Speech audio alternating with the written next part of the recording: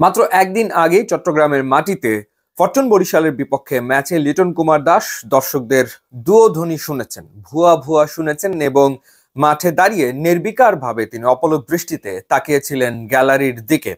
ঠিক তার আগের ম্যাচেই তিনি একটা মহাকাব্যিক ইনিংস খেলেছেন, শতক হাঁকিয়েছেন। ঠিক তার পরের ম্যাচেই দর্শকদের দুয়োধ্বনি তাকে শুনতে হয়েছে, ভুয়া ভুয়া তাকে শুনতে হয়েছে। এবং পরবর্তী সময়ে আমরা দেখলাম যে তার দল ঢাকা ক্যাপিটালস তার পাশে দাঁড়িয়েছে, রংপুর রাইডার্স তার পাশে দাঁড়িয়েছে, অর্থাৎ দেশের ক্রিকেট আঙ্গন লিটন কুমার দাসের পাশে দাঁড়িয়েছে। এই ঘটনা লিটনের ক্ষেত্রে এবারই আসলে প্রথম না, এর আগেও এরকম ঘটনার শিকার তিনি আসলে হয়েছেন। ইনফ্যাক্ট সামাজিক যোগাযোগের মাধ্যমে আমরা এই ধরনের প্রচারণা দেখেছি যে লিটন দাস যে কয় রান করবেন সে কয় পার্সেন্ট ডিসকাউন্ট দেওয়া হবে বিভিন্ন বাণিজ্যিক প্রতিষ্ঠানের পক্ষ থেকে। তো সেই ঘটনা এর আগে আসলে ঘটেছে। তো লিটন কুমার দাস যেমন নির্বিকার আসলে ছিলেন ওই দুধ্বনি শুনে, ঠিক উল্টো চিত্র তার ব্যাটিং এ। সরব, ভীষণ সরব তার ব্যাট। ৭০ রানের একটা ইনিংস তিনি খেলেছেন এবং খেলেছেন সিলেট স্ট্রাইকার্স এর বিপক্ষে। ৪৮ বলে ৭০ রান, যেখানে ৪টা ৪ এবং ৪টা ছক্কা তিনি মেরেছেন। ১৪৫.৮৩ স্ট্রাইক রেটে ব্যাট করেছেন। দলের পক্ষে সর্বোচ্চ রান এসছে তার ব্যাট থেকেই এবং তিনি আসলে যে ফর্মে রয়েছেন সেটার প্রমাণ আসলে পাওয়া যায়।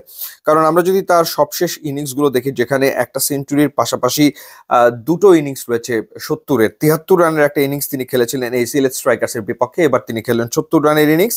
রাজশাহীর বিপক্ষে ১২৫ রানের ইনিংস খেলে তিনি অপরাজিত ছিলেন এবং বরিশালের বিপক্ষে ১৩ রান এসছে তার ব্যাট থেকে। খুবই অফ ফর্মে থেকে বিপিএল শুরু করেছিলেন, খুবই অফ ফর্মে থেকে, ব্যাটে রান নেই এবং চ্যাম্পিয়ন্স ট্রফির স্কোয়াডে তিনি জায়গা হারালেন, জায়গা ধরে রাখতে পারলেন না। তো এখন আসলে আক্ষেপ বাড়ছে লিটনকে নিয়ে। মানে যেই ফর্মের লিটনকে আমরা দেখতে পাচ্ছি, সেই ফর্মের লিটন যদি ন্যাশনাল টিমে খেলতো তাহলে আসলে কি হতো সেটা আসলে সবাই ভাবছে। বা জাতীয় দলের হয়ে তিনি এর আগে বিভিন্ন সময় যে ইনিংস গুলো খেলেছেন সেই ইনিংস গুলোর কথা মনে পড়াটা খুব স্বাভাবিক ব্যাপার। এবং তিনি এই মুহূর্তে ৩২৩ রান করেছেন ৮ ম্যাচে ৮ ইনিংসে এবারের বিপিএল এ, ২টা 50 এবং একটা সেঞ্চুরিতে, এবং তার স্ট্রাইক রেটটা হচ্ছে ১৫৩.০৮। এবং রান তোলাদের যে তালিকা, সেই তালিকাতে তিনি প্রথম ৫-এই অবস্থান করছেন।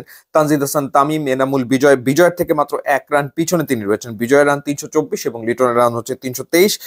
জাকির হাসান, উসমান খান, একটা ভালো প্রতিযোগিতা চলমান রয়েছে।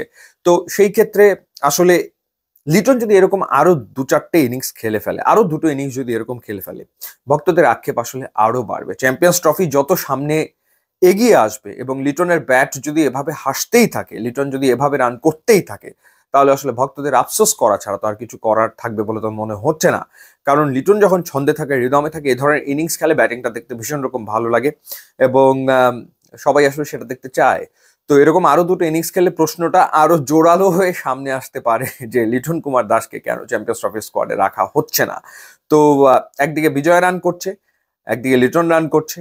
চাপটা বাড়ছে কার উপরে? চাপটা বাড়ছে পারভেজ হোসেন ইমনের উপরে, কারণ তিনি চ্যাম্পিয়ন্স ট্রফি স্কোয়াডে আসলে রয়েছেন। তো দেখা যাক সামনের দিনে কে কেমন খেলেন এবং কে কিভাবে ধারাবাহিকতা ধরে রাখতে পারেন। ইউটিউব এবং ইনস্টাগ্রাম লিঙ্ক দেওয়া আছে, আপনারা যোগ দিলে খুবই খুশি হব। And thanks for watching.